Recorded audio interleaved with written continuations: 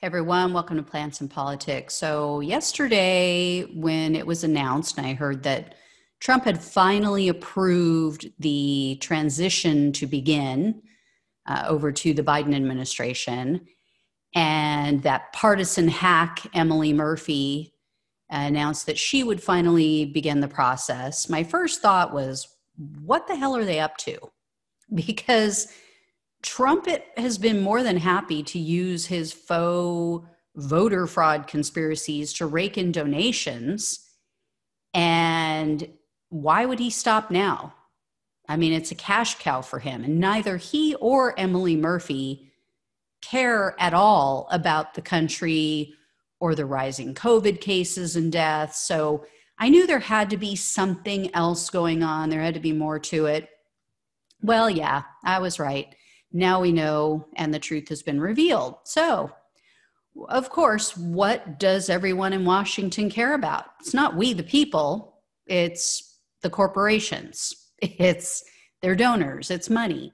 So yesterday, over 160 corporate leaders signed a letter urging Trump to begin the transition and to acknowledge that Biden won. The letter read, in part, quote, "Every day that an orderly presidential transition process is delayed, our democracy grows weaker in the eyes of our own citizens, and the nation's stature on the global stage is diminished. Withholding resources and vital information from an incoming administration puts the public and economic health and security of America at risk." So among those who signed onto the letter were CEOs, key players in the financial and insurance industries, of course, but most importantly, their donors. They're donors to both political parties, the establishment candidates, I should say, in both political parties, because progressive Democrats are the only ones in the government who do not take corporate money. So they're the only ones working for we the people. And so that's where this story really gets interesting, because according to 4 different sources and people who took part in a conference call last Friday, some of these titans of industry were threatening to withhold donations for the 2 Republican senators who are facing election runoffs in Georgia in January. So, let's be clear. These people don't give a damn about the country. They don't care about democracy. And truth be told, they don't give a shit about COVID either. What they care about most was partially spelled out in the portion of that letter I read. They care in part about how we look on the global stage because it affects their bottom line and their profits. They've seen how Trump's whining and games have been affecting the stock market. They know that there's no way in hell our economy is going to get back on track and people are going to feel safe to go out and spend money again unless someone starts taking this virus serious. As one of these CEOs stated in regard to his support for an immediate transition, quote, "I supported President Trump and the strong economic path he built. Like many in the business community, I am now ready to help President-elect Biden and his team as they confront the significant challenges of rebuilding our post-COVID economy." So there you have it. It's all about the economy for them. That's the only thing they care about. He said it. He supported Trump. He supported his strong economic path. First of all, that strong economic path was only strong for the wealthiest in this country. We've seen that. We know that for a fact. The billionaires have gotten even richer while the middle class has continued to shrink, and working class people are on the verge of losing everything. These people didn't care about him literally kidnapping children from their parents at the border. They didn't care when he was gassing protesters.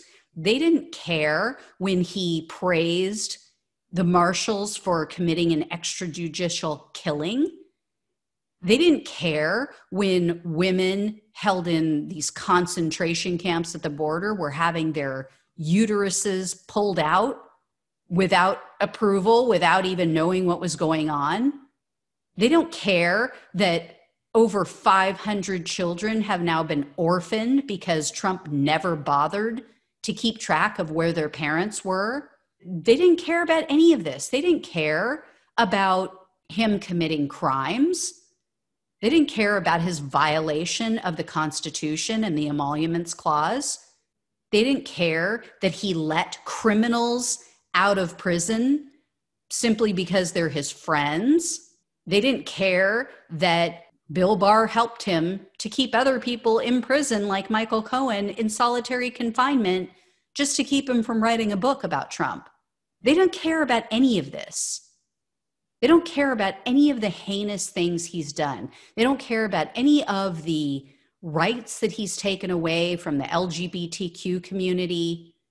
They don't care about the transgender troops who served our country, who put their lives on the line for our country, and then were just kicked out with a moment's notice. They don't care that he's destroying public lands for oil drilling, just for money. They don't care that he's killing animals, that he's literally allowing the slaughter of endangered species, or that he's allowing toxic runoff to be dumped in our waterways again. They don't care about any of that. But now that it affects them, now that it affects their bottom line, that's all they care about. But why would Trump go along with this? So I started thinking about it. Why would he all of a sudden reverse course? He, of course, has zero interest in anything having to do with COVID since he lost the election. I mean, not that he cared about it before, but at least he put on a small show once the election neared. And he also doesn't care about democracy or the people. What he cares about and why he's doing it is he's raking in donations from these people. He needs money for his Trump TV plans, to help him pay off his nearly $1 billion in debt, to fund his 2024 campaign that he's talking about running. If he pisses these people off and he harms their bottom line, the only thing that they care about, the only thing that makes their hearts flutter, they'll never forgive him. And then who's going to line his pockets? It is always, only, ever about money with these people. It is sickening how shallow they are, how shallow and self-centered and self-serving. These people are vile, and they hold way too much influence over our government and everything that goes on in our country. So until we get money out of politics, nothing else matters. Nothing will change. That should be priority number one. We need to pressure them like never before. Money is the root of all evil in government and in Washington, D.C. Anyway, guys, as always, like, share, subscribe. Thanks for watching and listening. I'll talk with you soon. Take care. Thanks for listening to Plants and Politics. The only way we can take our country and power back is to spread the truth and build an army. So remember to like, follow, subscribe, and share on Facebook, YouTube, and wherever you listen to your podcasts. Thanks again.